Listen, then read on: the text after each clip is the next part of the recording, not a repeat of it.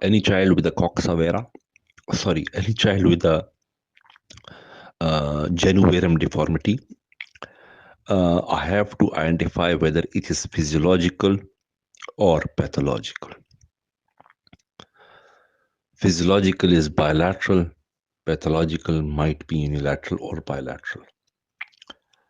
Physiological is not painful, pathological is possibly painful. Physiological is painless, pathological can be painful. Physiological do not have stiffness, pathological have stiffness. So when I see a patient, I need to find is unilateral or bilateral. Then assess the patient clinically by taking ambulation of the patient.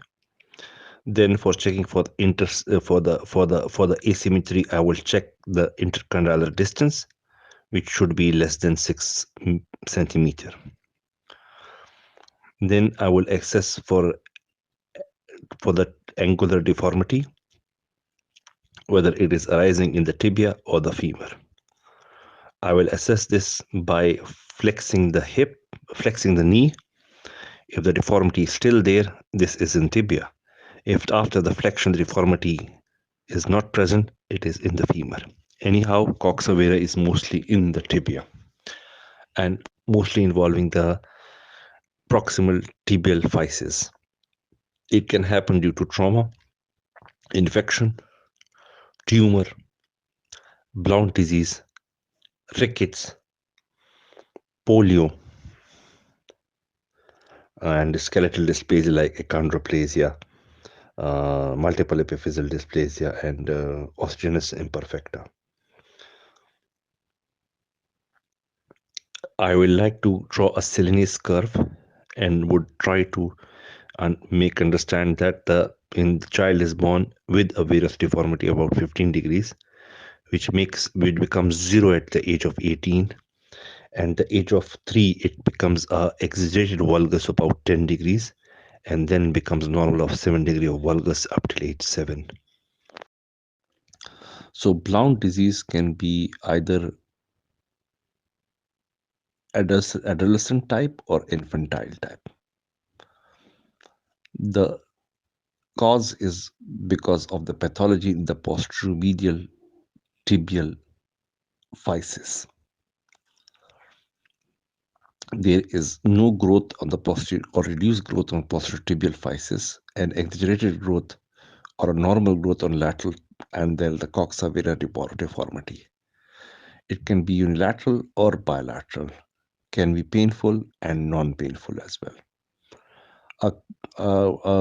So when you examine the patient, the deformity will be in the tibia. A simple thing is to put a card or a paper or put your hand at the level of femur while the patient is supine and see if the deformity is in tibia. If the deformity is still there, probably it is from the tibia, lying from the tibia. Need to assess the patient similarly in the lines of history, examination, radiological investigations, and metabolic investigations. I would do an X-ray, AP lateral, and to check for Drennan's angle. Drennan angle is basically metaphysio-diaphyseal angle.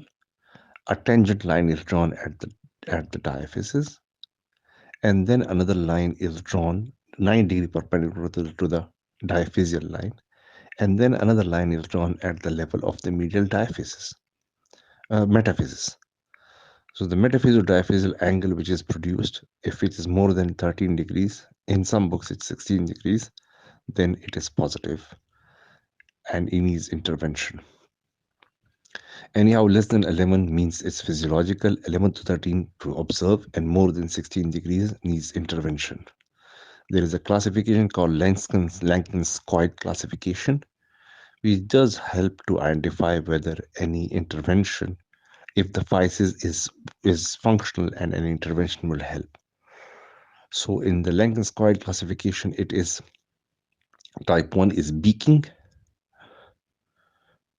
of the medial physis.